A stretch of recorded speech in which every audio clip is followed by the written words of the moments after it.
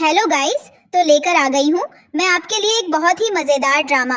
लेकिन उससे पहले वीडियो को लाइक करना मत भूलिएगा। तो चलिए वीडियो स्टार्ट करते हैं।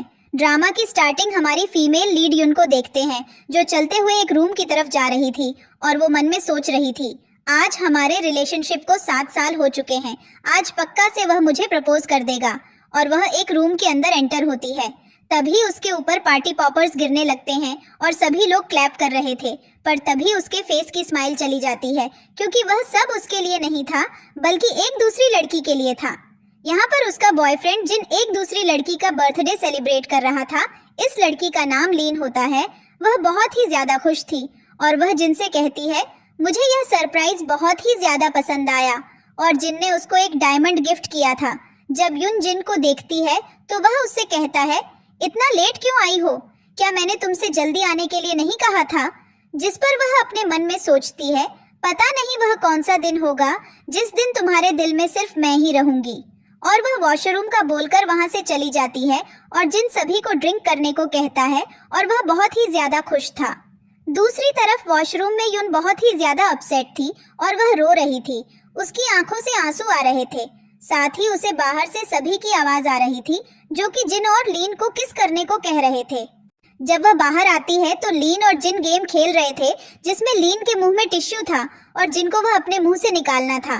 तभी जिनका फ्रेंड कहता है, युन आ गई है। पर जिन को जरा भी फर्क नहीं पड़ता और वह अपना गेम कंटिन्यू रखता है। नाम सेन कहता है, क्या तुम्हें जरा भी डर नहीं लगता कि वह तुम्हें छोड़ देगी? जिस पर जिन कहता है, हम लोग 7 साल से साथ हैं, उसने आज तक तो नहीं छोड़ा, अब क्या ही छोड़ेगी? मुझे फर्क नहीं पड़ता और उसे छोड़ना है तो वह छोड़कर जा सकती है। उसके बारे में सभी को बैठाने को कहता है। फिर सेन से कहता है, टेंशन मत लो, तुम मेरी फेवरेट हो। ये सब बस ऐसे ही चल रहा है, सब मजाक कर रहे हैं, ज्यादा परेशान होने की जरूरत नहीं है। पर युन जिन से कहती है, मुझे तुमसे ब्रेकअप करना है।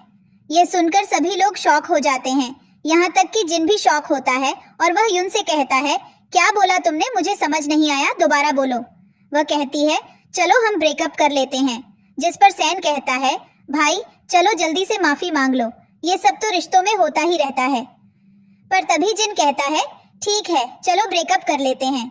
वैसे हम 7 साल से रिलेशनशिप में थे तो बहुत सारी प्रॉब्लम्स आएंगी, तुम्हें मेरी याद तो आएगी और तुम वापस मेरे पास ही आ जाओगी और मुझे ही ढूंढने की कोशिश करोगी।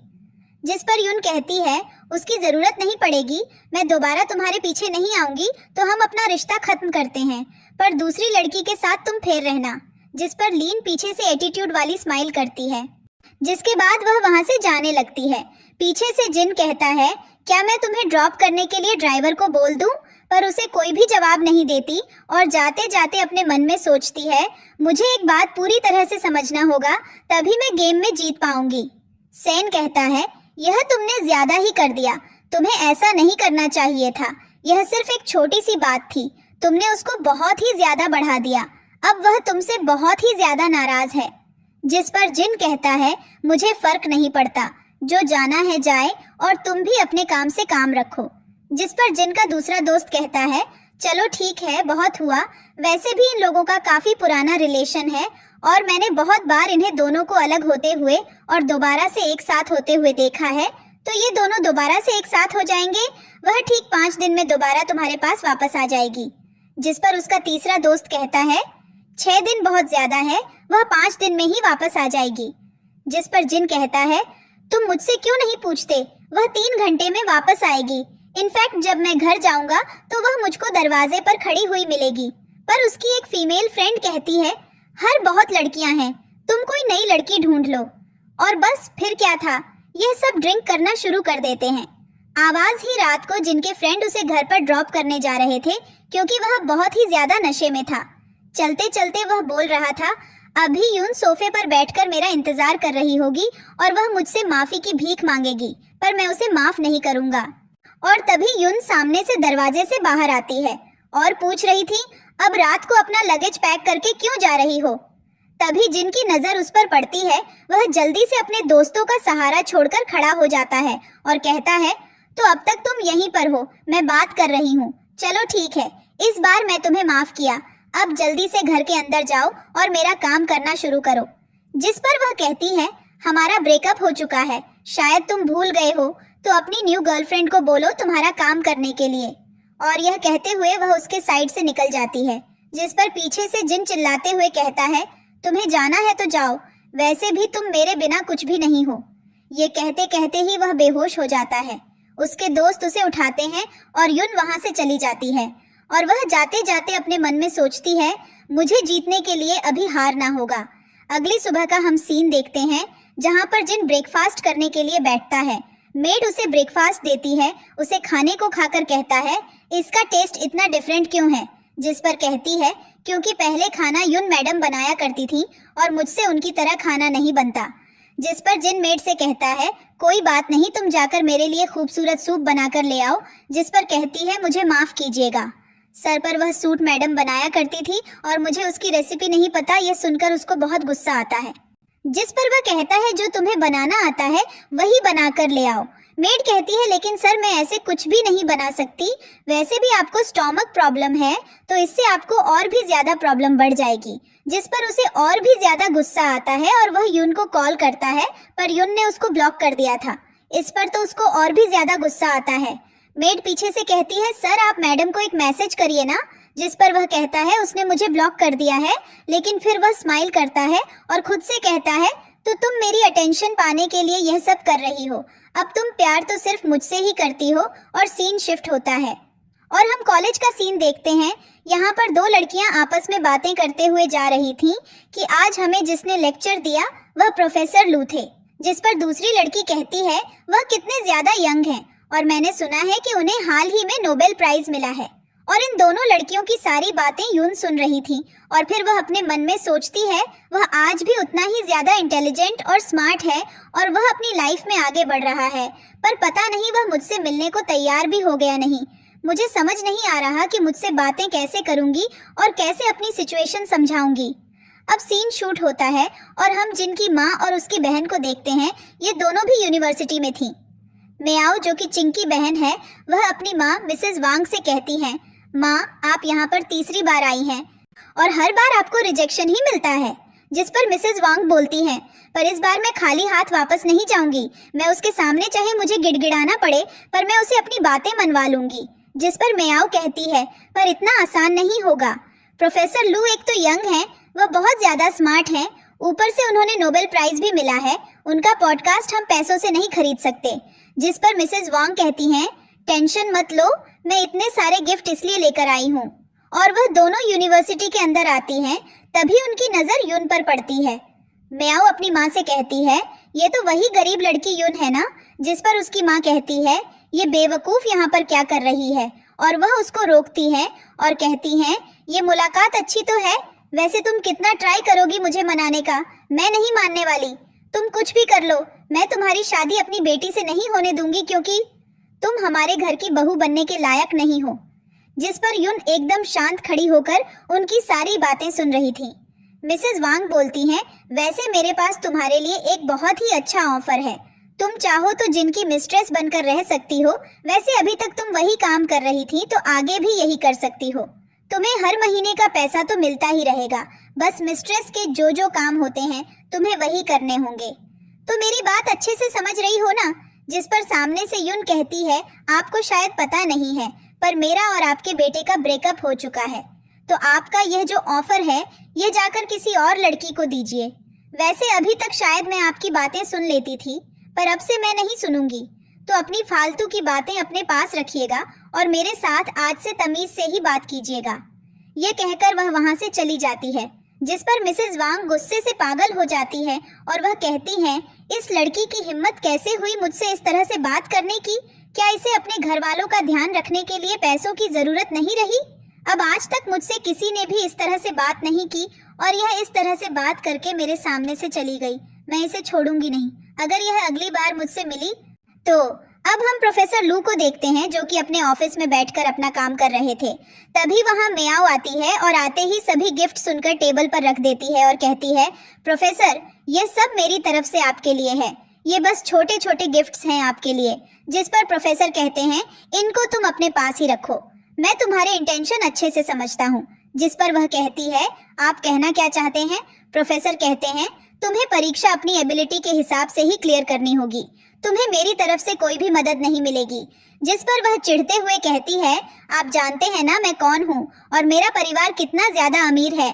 जिस पर प्रोफेसर लू कहते हैं, मुझे तुम्हारे परिवार से फर्क नहीं पड़ता, अपना सामान उठाओ और यहाँ से निकल जाओ। जिस पर वह कहती है, प्लीज इसको ले लीजिए ना। पर प्रोफेसर लोग कहते हैं, क्या तुमने समझा नहीं, मुझे ये सब नहीं देना। अगर तुम्हें एग्जाम क्लियर करना है खुद के दम पर करो, इस तरह से रिश्वत देकर नहीं। और वह उसको वहाँ से दफा हो जाने को कहते हैं। मियाओ भी वहाँ से चली जाती है। अब हम देखते हैं प्रोफेसर लेक्चर दे रहे थे और वह फिर स्टूडेंट से ब्रेक बोलते हैं। सभी स्टूडेंट उनके पास आकर खड़े हो जाते हैं और क्लासरूम के अंदर यून भी आती है और वह दूर से प्रोफेसर को देखकर सोचती है, क्या वह मेरी बात समझेंगे? कहीं ऐसा न हो कि वह मुझसे बात ही न करें। पर जैसे ही प्रोफेसर यून पर पढ़ते हैं तो वह उसकी तरफ स्माइल करते हैं और सभी स्टूडेंट से कहते हैं, मुझे कुछ जरूरी काम है, मैं तुम लोगों से बाद में मिलता हूँ। और जल्दी से ही उनके पास जाते हैं। वह यून से कहते हैं, तुम्हारे यहाँ पर आना कैसे हुआ? जिस पर वह कहती है, मुझे आपसे कुछ पूछना था। जिस पर प्रोफेसर कहते हैं, ठीक है, चलो हम बाहर जाकर बात करते हैं। अब हम इनको बाहर गार्डन में देखते हैं। प्रोफेसर लू यून से कहते हैं, तो अब बताओ, क्या तुम यहाँ पर सिर्फ मुझसे मिलने आई हो या तुम्हें कोई काम है? जिस पर वह कहती है, मैं आपसे कुछ कहना चाहती हूँ। प्रोफेसर कहते हैं, बोलो। जिस पर यून बोलती है, मैंने सुना है आपको हाल ही में नोबेल प्राइज मिला है। जिस पर प्रोफेसर हमें जवाब देते हैं और कहते हैं, और तुम यहाँ पर सिर्फ ये बात पूछने के लिए आई थी? वह कहती है, नहीं नहीं, मुझे कुछ और भी पूछना है। प्रोफेसर कहते हैं, तो पूछो ना। जिस पर वह कहती है, आप फिलहाल यहाँ के यंगेस्ट डॉक्टोरल सुपरवाइजर हो। मैं सोच रही थी क्यों ना मैं भी आपके अंदर डॉक्टरेट के लिए अप्लाई कर दूं। ये सुनते ही प्रोफेसर खुश हो जाते हैं और कहते हैं, यह तो बहुत ही अच्छी बात है, तुमने इस बार बहुत ही अच्छा डिसीजन लिया है, तुम जल्द से जल्द अप्लाई कर सकती हो। वैसे भी वह पोजीशन तुम्हारे लिए अभी तक खाली है। और वह उसका हाथ पकड़ लेते हैं क्योंकि वह बहुत ज्यादा खुश हो चुके थे। प्रोफेसर कहते हैं, वैसे मैं हमेशा से चाहता था कि तुम यह करो, पर तुम उस आदमी के लिए यह सब छोड़कर चली गई। पर मुझे पूरी उम्मीद है शायद वह अभी मुझसे भी ज्यादा सफल होगा। पर अगर तुम नहीं जाती तो यह नोबेल प्राइज मेरा नहीं बल्कि तुम्हारा होता। और वैसे भी मैं इस मौके का कब से इंतजार कर रहा था कि तुम दोबारा और तुम्हारे साथ काम करने का मौका मिले। जिस पर वह कुछ भी नहीं बोलती तो प्रोफेसर कहते हैं, क्या तुम्हें तुम्हारा बॉयफ्रेंड बुली करता है? जिस पर यून कहती है, हमारा ब्रेकअप हो चुका है। जिस पर प्रोफेसर शॉक होते हुए कहते हैं, क्या सच में तुम्हारा ब्रेकअप हो गया है? और तभी यहाँ पर जिन फुल स्टाइल मारते हुए अपनी कार लेकर आता है। वह काफी स्पीड में कार चला रहा था और अचानक से ब्रेक लगाकर कार से उतरता है और उनसे कहता है, तो क्या ये तुम्हारा न्यू बॉयफ्रेंड है? वैसे तुमने बहुत जल्दी अपना नया बॉयफ्रेंड ढूंढ लिया, रातों रात तुम तो बड़ी तेज निकली। पर मैं तुम्हें बता दूं, कोई भी कुत्ता या बिल्ली तुम्हारे आसपास आ सकता है और यह उन्हीं लोगों में से एक है। जिस पर वह कहती है, तुम यहाँ पर क्या कर रहे हो? जिस पर जिन कहता है, तुम मेरा फेस मिस कर रही होगी, है ना? इस पर प्रोफेसर कहते हैं, तो ये है तुम्हारा बॉयफ्रेंड जिन, जिसके लिए तुम्हें सब कुछ छोड़ दिया, पर इसको तो जरा भी तमीज नहीं है। पर अच्छा हुआ तुमने इससे ब्रेकअप कर लिया, क्योंकि इसके हालात देखकर लग रहा है इसने कभी तुम्हें खुश नहीं रखा होगा और न ही कभी तुम्हें रिस्पेक्ट दी होगी। जिस पर वह गुस्से में प्रोफेसर से कहता है, मैं अपनी गर्लफ्रेंड से बात कर रहा हूँ तो तुम्हें बीच में बोलने का कोई भी हक नहीं है। और वह यून का हाथ पकड़ लेता है और कहता है, चलो मेरे साथ। जिस पर वह कहती है, हमारा ब्रेकअप हो चुका है। पर जिन उसे पकड़ लेता है और कहता है, कब तक तुम ये सब मुसीबतें खड़ी करती रहोगी? मैंने तुम्हें माफ कर दिया ना, अब जल्दी से यहाँ से चलो। पर वह जाती नहीं। जिन जबरदस्ती उसे ले जाने की कोशिश कर रहा था, इसलिए वह उसको एक जोरदार थप्पड़ मारती है और फिर प्रोफेसर से कहती है, हम कहीं और चलते हैं, और प्रोफेसर को वहाँ से लेकर चली जाती है। जिस पर जिनको बहुत ही ज्यादा गुस्सा आता है और वह पीछे से चिल्लाकर कहता है, बहुत जल्दी तुमने ये नया बॉयफ्रेंड ढूंढा है, तुमको क्या लगता है तुम ये नया बॉयफ्रेंड बनाकर मुझे जेलस फील कराती रहोगी? मुझे तुमसे और तुम्हारे इस बॉयफ्रेंड से घंटा फर्क नहीं पड़ने वाला। और मैं तुम्हें बता दूं, ये जो तुमने किया है ना, तुम्हें बहुत भारी पड़ेगा। और वह बस यही बकवास बातें पीछे से चिल्लाता रहता है। इसके बाद वह अपनी गर्दन पर हाथ रखता है क्योंकि उसे वाकई में बहुत तेज थप्पड़ लगा था। तभी उसके पास कॉल आती है। वह कॉल रिसीव करता है। मियाओ ने उसे कॉल किया था। मियाओ कहती है, भाई मुझे एक हेल्प चाहिए। वह कहता है, कैसी हेल्प? जिस पर वह कहती है, एक प्रोफेसर लू हैं, उनको ढूंढो और उनसे बात करो। मुझे समझ नहीं आ रहा मैं क्या करूं, पर मुझे उनके अंडर काम करना है और वह बहुत मुश्किल है। जिस पर वह कहता है, टेंशन मत लो, मैं सब कुछ हैंडल कर लूंगा। इसके बाद हम उसे रात में एक पार्टी में देखते हैं जहाँ पर उसके साथ सैन भी होता है।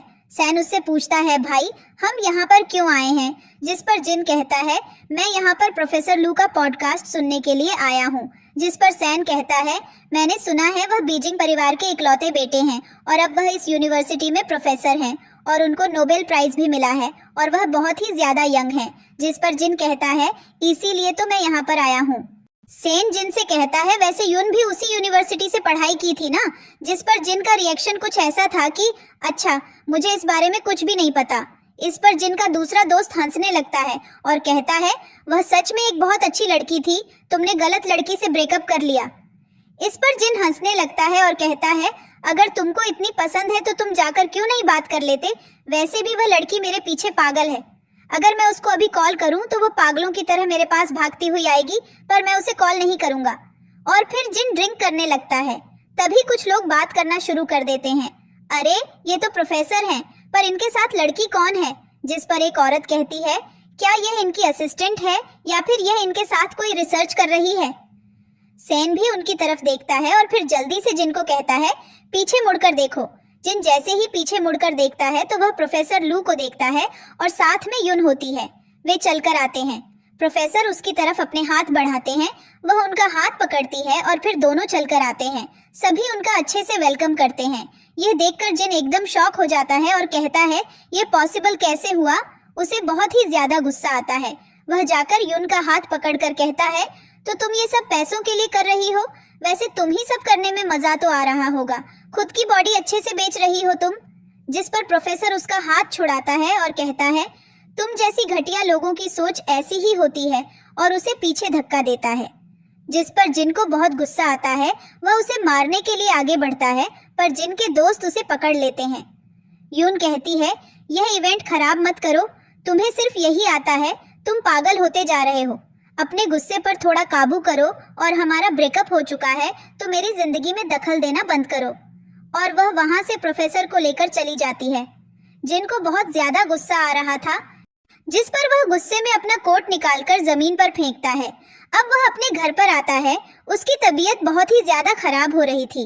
वह अपनी दवाइयां ढूंढने लगता है, पर उसे कोई भी मेडिसिन नहीं मिलती। वह नौकर को बुलाता है और मेडिसिन मांगता है, जिस पर वह कहता है, मुझे नहीं पता, मैडम ही सब कुछ हैंडल करती थी। उसे बहुत गुस्सा आता है। वह उसे कॉल करता है, पर क्योंकि वह ब्लॉक था, कॉल नहीं लगती। जिस पर वह कहता है, बेवकूफ लड़की ने मुझे ब्लॉक करके रखा है। वह अपने सेक्रेटरी का फोन मांगता है और फिर यून को कॉल करता है। यून कॉल रिसीव करती है, जिस पर जिन कहता है, मैं बहुत ज्यादा बीमार हूँ, मुझे दर्द हो रहा है। जिस पर यून कहती है, तो डॉक्टर के पास जाओ, मैं तुम्हारी डॉक्टर नहीं हूँ जो मुंह उठाकर मुझे कॉल कर देते हो, और हमारा ब्रेकअप हो चुका है तो मुझे परेशान करना बंद करो। और कॉल कट कर देती है। जिस पर उसे बहुत गुस्सा आता है। वह गुस्से में फोन फेंक देता है, पर क्योंकि उसकी हालत बहुत ही ज्यादा खराब थी, वह अचानक से नीचे गिर जाता है और बेहोश हो जाता है। अब हम यून को उसके घर पर देखते हैं। उसका दरवाजा जोर जोर से नॉक हो रहा था। वह दरवाजा खोलती है। दरवाजे पर मियो खड़ी थी। वह जल्दी से उसका हाथ पकड़ लेती है और कहती है, चलो जल्दी मेरे साथ अस्पताल।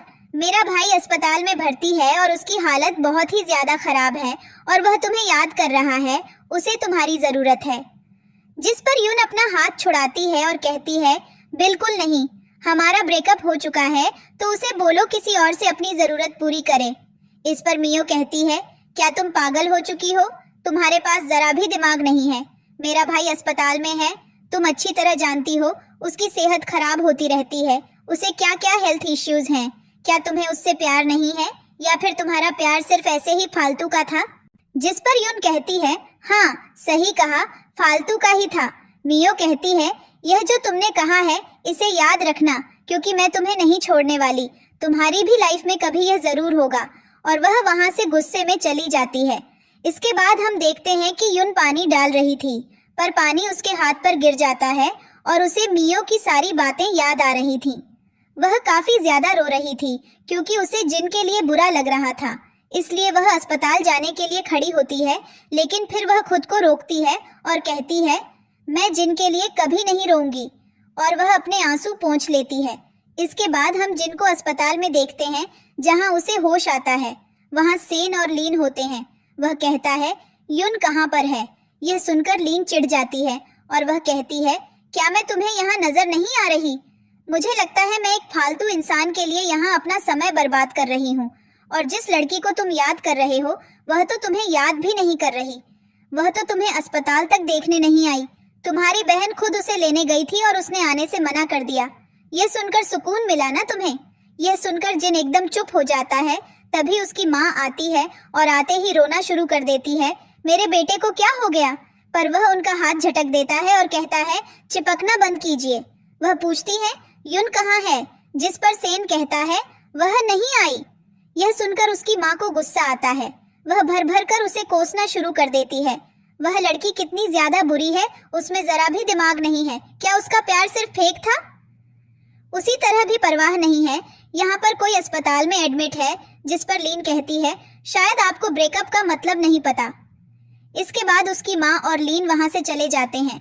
अब सेन उसे खाना देता है और कहता है, युन बस नाराज है, तुम्हें उसे मनाने की जरूरत है। अब यह तुम पर निर्भर करता है कि तुम उसे कैसे मनाते हो, पर हर बार तुम उसे मनाने की बजाय अपना एटीट्यूड दिखा देते हो। तुम्हें अपना गुस्सा और एटीट्यूड अपनी पॉकेट में डालना होगा, तभी तुम युन को मना सकते हो। जिस पर जिन कहता है, पर मैं मनाऊंगा कैसे? इस पर सेन कहता है, टेंशन मत लो, जब तुम अस्पताल से डिस्चार्ज हो जाओगे तो मैं तुम्हें सिखाऊंगा कि एक लड़की को कैसे मनाया जाता है।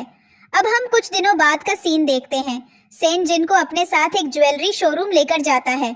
उसे देखकर जिन वहां से जाने लगता है, पर सेन कहता है, भाई ज्वेलरी लड़कियों को बहुत पसंद होती है। यह एक बहुत अच्छा तरीका है अगर वह नाराज हो तो उन्हें मनाने का, और वह उसे ज्वेलरी खरीदने को कहता है। जिस पर सेल्स गर्ल उसे ज्वेलरी दिखाने लगती है, पर तभी उनकी नजर युन पर पड़ती है जो वहीं पर थी। तभी सेन उसके साथ बात करने लगता है। सेन कहता है, क्या हम सब साथ में खाना खाएं? जिस पर वह इनकार कर देती है। अब वह वहां से चली जाती है और सामने वाले स्टोर में जाती है, पर जिन उसे मिरर से देख रहा था। सेन कहता है, भाई उसने तुम्हारी तरफ देखा भी नहीं, उसने पूरी तरह से तुम्हें इग्नोर कर दिया, पर टेंशन मत लो, तुम मुझसे उसे मना लोगे। तभी सेल्स गर्ल कहती है, सर क्या ये लड़की आपकी गर्लफ्रेंड है? वैसे इन्होंने हमारे यहाँ बहुत सारी मैन ज्वेलरी देखी है और एक मैन ज्वेलरी गिफ्ट भी ली है। यह सुनकर तो जिन खुश हो जाता है। सेन कहता है, लगता है वह तुम्हें मनाना चाहती है, बस फिर क्या था।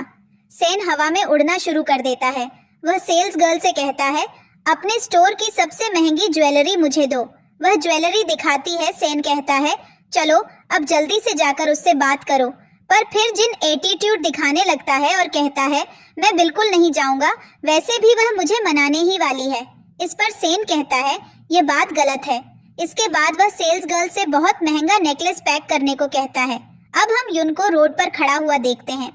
यहाँ पर उसने उसे खड़े हुए म्याऊ को देख लिया और फिर वह गुस्से में बोलती है, ये यहाँ पर क्या कर रही है? अच्छा है, ये मुझे मिल गई, आज मैं इसे छोड़ने वाली नहीं हूँ। लेकिन तभी वह देखती है कि वहाँ अचानक से एक कार रुकती है। कार से बाहर उसका एक दोस्त निकलता है और वह आते ही उसे पकड़ लेता है, जिसका म्याऊ जल्दी से फोटो खींच लेती है। फिर वह उसे लड़के से दूर करती है और कहती है, अपनी तमीज में रहो, क्या तुम्हें लड़कियों की इज्जत करना नहीं आता? जिस पर वह लड़का कहता है, मैं अच्छे से जानता हूँ तुम्हारे ब्रेकअप के बारे में, तो अब जब तुम्हारा ब्रेकअप हो चुका है तो तुम्हें किसी और की तलाश होगी। मैं तुम्हारे लिए बेहतर हूँ। लेकिन वह उसे नजरअंदाज करके टैक्सी लेकर वहाँ से चली जाती है। अब हम जिन और सेन को देखते हैं जो कि खाना खा रहे थे। यहाँ बैठे बैठे जिन अपने ख्यालों में उलझा हुआ था और कहता है, उसकी हिम्मत कैसे हुई मुझे नजरअंदाज करने की? इतने दिन हो चुके हैं वह मेरे पास आई नहीं। क्या इस बार उसका दिमाग खराब हो चुका है? वैसे उसने मेरे लिए गिफ्ट खरीदा था। लेकिन तभी उसकी बहन उसे कुछ फोटो भेजती है जिन्हें देखकर उसे बहुत गुस्सा आता है। वह अपने दोस्त के साथ साथ म्याऊ को भी गाली देता है और कहता है, यह सिर्फ एक एक्स गर्लफ्रेंड है, अब मैं इसके पीछे नहीं भागूंगा। लेकिन घर आने के बाद वह अपनी माँ से उनका फोन मांगता है और म्याऊ को कॉल करता है। वह कॉल रिसीव करती है। जिन कहता है, तुमने ब्रेकअप किया है, तुम्हारा कुछ सामान यहाँ पर है तो आकर ले जाओ, तुम्हारी कुछ किताबें हैं। वह कहती है, ठीक है। वह किताबें लेने आती है। जब वह अपनी किताबें एक बॉक्स में रख रही थी, जिन जानबूझकर उन्हें गिरा देता है।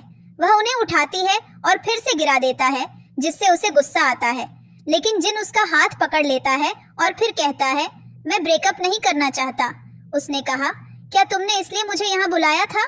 जिन उसके करीब जाता है, उसे किस करने की कोशिश करता है, लेकिन वह अपना चेहरा दूसरी तरफ कर लेती है और कहती है, हमारा ब्रेकअप हो चुका है। यह सब करना बंद करो, मेरे लिए मुसीबतें खड़ी मत करो। जिस पर उसे बहुत गुस्सा आता है और वह उसे वहां से उठाकर ले जाता है। वह उसे कमरे में लेकर आता है और जबरदस्ती करने की कोशिश करता है। वह उसे बहुत रोकती है, लेकिन वह नहीं रुकता। वह हार मान लेती है, लेकिन उसके साथ कुछ कर पाता तभी वहां प्रोफेसर आ जाता है और उसे बचा लेता है। प्रोफेसर जल्दी से अपना कोट उसे देता है और कहता है, मुझे माफ करना, मुझे देर हो गई। इसके बाद वह जिन को एक थप्पड़ मारता है, जिस पर उसे गुस्सा आता है। वह भी उसे थप्पड़ मारने की कोशिश करता है, पर प्रोफेसर उसे पकड़ लेता है और कहता है, तुम बहुत ही घटिया इंसान हो। जिस पर वह प्रोफेसर से बहस करता है। फिर वह कहती है, यहाँ से प्लीज चलो। प्रोफेसर उसे लेकर वहाँ से चले जाते हैं। जिन को बहुत गुस्सा आता है। अब हम जिन को लीना के साथ देखते हैं, जहाँ वह बहुत ज्यादा ड्रिंक कर रहा था। जब उसकी क्लोज आती है तो यह दोनों इंटीमेट होने लगते हैं, लेकिन फिर अचानक उसे याद आ जाती है और वह रुक जाता है। लीना जब उसे टच कर देती है तो उसे भी रोक देता है। अब हम जिन को उसके घर पर देखते हैं, जहां उसे एक बार फिर से पेट में दर्द होता है, पर लीना उसके पास आती है। वह दोबारा से लीना के पास जाने की कोशिश करता है, पर वह फिर से बेहोश हो जाता है। अब हम उसे हॉस्पिटल में देखते हैं, जहां उसके साथ सिर्फ उसका दोस्त था। जिनको लीना से मिलाना था, इसलिए सेन उन्हें कॉल करता है और कहता है, सिस्टर, मेरा पेट थोड़ा सा खराब है, मुझे आपके हाथ का दलिया खाना है। जिस पर वह कहती है, ठीक है, मैं बना देती हूँ। बस फिर क्या था, अगले दिन से उसके लिए दलिया लेकर आती है। उसे देखकर जिन खुश हो जाता है और वह उसे टेस्ट करता है तो कहता है, यह तो एकदम परफेक्ट है। मैं जानता था वह मुझे नहीं छोड़ सकती। और फिर से अपने ख्यालों में खो जाता है। भाई, ये उसने मेरे लिए बनाया है। मैंने उससे कहा था कि मेरा पेट खराब है तो उसने मेरे लिए बनाया, ना कि तुम्हारे लिए, तो थोड़ा सुधर जाओ। अब हम रात को जिन को सोते हुए देखते हैं। उसकी जो आंखें खुलती हैं तो वह नर्स से उनका फोन मांगता है और फिर वह लीना को कॉल करता है। वह पहले तो व्रॉन्ग नंबर बोलती है, पर फिर वह कहता है, मेरे पेट में बहुत दर्द हो रहा है, मैं बहुत दर्द में हूँ। जिस पर वह याद करती है और हमें फ्लैशबैक दिखाया जाता है। पहले जब जिन घर पर आया करता था तो उसकी देखभाल किया करती थी। वह उसे डांटते हुए बोला करता था, तुम दिन पर दिन मेरी बनती जा रही हो। सीन वापस प्रेजेंट में आता है। वह कहती है, अगर तुम्हें पेट में दर्द है तो डॉक्टर को दिखाओ, मुझे कॉल मत करो, और कॉल काट देती है। जिसके बाद जिन बहुत ज्यादा उदास हो जाता है और वह रोता भी है। बस फिर क्या था, वह अगली सुबह लीना से मिलने पहुंच जाता है। वह उसे पकड़ लेता है, पर लीना उसे धक्का देती है और घर के अंदर चली जाती है। वह उसका दरवाजा खटखटाता है, लेकिन वह दरवाजा नहीं खोलती। बावजूद इसके जिन बहुत देर तक डोर नॉक करता रहता है, जिसके बाद फाइनली इस बेचारी को दरवाजा खोलना पड़ता है और वह जिन को घर के अंदर बुलाती है। जिन फिर से उसे पकड़ने की कोशिश करता है, पर वह हट जाती है, जिससे वह सोफे पर गिर जाता है। वह खड़ा होता है और लीना से कहता है, मुझे माफ कर दो, मेरी लाइफ में वापस आ जाओ। वह इनकार करती है। वह कहता है, मैं तुमसे माफी मांगता हूँ। वह मना करती है।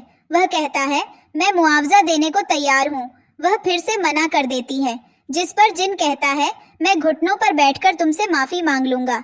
वह फिर से इनकार कर देती है, जिस पर उसे गुस्सा आता है और चिल्लाकर कहता है, बस बहुत हो गया, तुम्हें समझ नहीं आता, मेरी लाइफ में वापस आ जाओ, तुम्हें मेरी जरा भी परवाह नहीं है। जिस पर वह कहती है, तुम्हें चाहते थे ब्रेकअप हो जाए और हमने एकदम साफ तरीके से ब्रेकअप किया है, तो अब यह सब करना बंद करो। जिस पर जिन उसके करीब जाता है तो वह खुद को पकड़ लेती है और कहती है, प्लीज मेरे पास मत आओ और मुझे टच तो बिल्कुल मत करना। इस पर वह रुक जाता है और एक बार फिर से माफी मांगता है, पर वह माफ करने से साफ इनकार कर देती है। वह उसके सामने रोता भी है, पर वह कहती है, जब मुझे तुम्हारी परवाह थी, तुमने मेरी परवाह नहीं की। मैं भी तुम्हारे लिए दिन रात रोती थी। मैं चाहती थी मैं अकेली ही तुम्हारे दिल में रहूं, पर तुम्हें मेरी जरा भी परवाह नहीं थी। वह कहता है, अगर तुम वापस आ जाती हो तो हम शादी कर लेंगे। जिस पर वह इनकार करती है और अपने रूम की तरफ जाती है। वह भी उसके पीछे जाने की कोशिश करता है, पर उसकी हालत इतनी खराब थी कि वह बेहोश होकर वहीं गिर जाता है। वह भी अपने रूम में चली जाती है। जब वह रात को नीचे आती है तो देखती है जिन सोफे पर पड़ा हुआ है। अब हम अगली सुबह जिन को सोकर उठाते हुए देखते हैं, जिसे लीना ने अच्छे से लिटा दिया था और उसे कंबल भी उड़ा दिया था। वह जब जागता है तो लीना कहती है, तुम कल रात नशे में थे और मेरे घर पर आ गए। तुमने मुझे बहुत ही ज्यादा परेशान किया। अगली बार से बच्चों जैसा बिहेव मत करना। जिस पर वह भी चिढ़ते हुए कहता है, किसने कहा था मेरी मदद करने को? नहीं करनी थी ना? और वहां से चला जाता है। अब हम फिर से रात को जिन को नशे की हालत में सड़क पर देखते हैं। वह गिर जाता है। तभी उसके पास लीना आती है, क्योंकि उसने उसे देख लिया। वह उसे घर पर लेकर आती है और उसकी देखभाल करने लगती है। पर वह तो लीना को याद कर रहा था, जिस पर वह चिढ़ जाती है और वार्डरोब की तरफ जाती है। वह जाकर लीना की एक ड्रेस पहनती है और उसके पास आती है, जिससे जिन को लगता है कि लीना गई। और बस फिर क्या, वह उसके साथ इंटीमेट हो जाती है। जब अगली सुबह जिन की आंख खुलती है तो वह शॉक में हो जाता है। पहले तो चेक करता है कि क्या सच में उनके बीच कुछ हुआ है। लीना कहती है, फाइनली तुम अब सिर्फ मेरे हो। इसके बाद हम जिन के दोस्त की बर्थडे पार्टी देखते हैं। यहाँ पर लीना भी मौजूद थी। यहाँ पर जिन लीना के साथ आता है, पर जैसे ही वह लीना को देखता है, वह अपनी हाथ छुड़ाकर अपने दोस्त के पास जाता है और अपने दोस्त के जरिए ही लीना से बात करने की कोशिश करता है। पर लीना उसके दोस्त को बर्थडे गिफ्ट देकर वहां से बाहर चली जाती है। उसका दोस्त भी लीना के पीछे पीछे आता है। उनके एकदम करीब आकर उसे अपनी फीलिंग्स के बारे में बताता है। दूर से यह सब जिन देख लेता है तो उसे बहुत ज्यादा गुस्सा आता है और वह अपने दोस्त को बहुत ज्यादा मारता है। वह युन पर भी चिल्लाता है, जिस पर वह कहती है, तुमने सिर्फ दूर से देखा और खुद से ही समझ लिया, तुमने पूछा तक नहीं। जिस पर जिन का दोस्त उनके कंधे पर हाथ रखते हुए कहता है, यह मुझे पसंद करती है, तुम्हें नहीं। वैसे भी जब यह तुम्हारे पास थी तुमने इसकी परवाह नहीं की। तुमने सिर्फ इसको हर्ट किया है, तो अब इतना प्यार क्यों आ रहा है? और वह युन से कहता है, मैं आज के लिए माफी चाहता हूँ। अनजाने लगती है। उसका दोस्त रोकता है, पर तभी वहाँ पर प्रोफेसर आ जाता है और वह उसे अपने साथ ले जाने लगता है। पर फिर से प्रोफेसर को रोका जाता है। जिनका दोस्त पूछता है, आप कौन हैं? जिस पर वह अपना परिचय देते हैं और युन को ले जाने लगते हैं। पर जिन उन्हें रोकता है और वह प्रोफेसर से झगड़ा करता है। इसके बाद वह युन की बहुत ज्यादा इंसल्ट करता है कि वह प्रोफेसर को बहुत ज्यादा पसंद करने लगी है, उनके साथ शायद सोकर आई है। जिस पर उसे गुस्सा आता है और वह जिन को एक थप्पड़ मारती है। प्रोफेसर उसे वहां से ले जाते हैं। जिन को बहुत गुस्सा आ रहा था। प्रोफेसर युन को उसके घर पर ड्रॉप करते हैं। वह कार में बहुत ज्यादा रो रही थी। प्रोफेसर उसे समझाते हैं, पर वह कार से उतरकर चली जाती है। अब जब वह अपने घर के दरवाजे पर ही थी, तभी पीछे से जिन आता है और एक बार फिर से उससे माफी मांगता है और कहता है, मेरी जिंदगी में वापस आ जाओ। पर वह इनकार कर देती है। वह कहता है, ऐसा क्यों कर रही हो? जिस पर वह कहती है, यह तो बहुत बड़ी बात है। स्टार्टिंग में ही तुमने मुझे धोखा देना शुरू कर दिया था। और हमें पास्ट दिखाया जाता है, जहाँ पर वह जिन के कपड़े उठा रही थी तो उसकी पॉकेट से कॉन्डोम गिर जाता है और वह समझ जाती है कि वह पिछले रात किसी और लड़की के साथ सेक्स करके आया है। तभी पीछे से जिन आता है, उसे बैकअप कर लेता है। सीन वापस प्रेजेंट में आता है। वह कहती है, तुम तब से ही मुझे धोखा दे रहे थे, बस मैंने वह बात तुमसे नहीं बताई। इसके बाद वह रोने लगता है। वह माफी मांगता है, पर वह उसे छोड़कर चली जाती है। वह बहुत ज्यादा रोता है। अब हम जिन को युन घर के नीचे बारिश में भीगते हुए देखते हैं, जहाँ पर वह खड़े होकर बहुत ज्यादा रो रहा था। उसके पास लीना आती है और वहाँ से चलने को कहती है, पर वह इनकार कर देता है। हम घर में युन को देखते हैं, जो काफी ज्यादा उदास थी और वह खुद को संभाल लेती है। दूसरी तरफ जिन बारिश में भीगते हुए वहीं बेहोश हो जाता है। इसके साथ ही यह ड्रामा खत्म हो जाता है।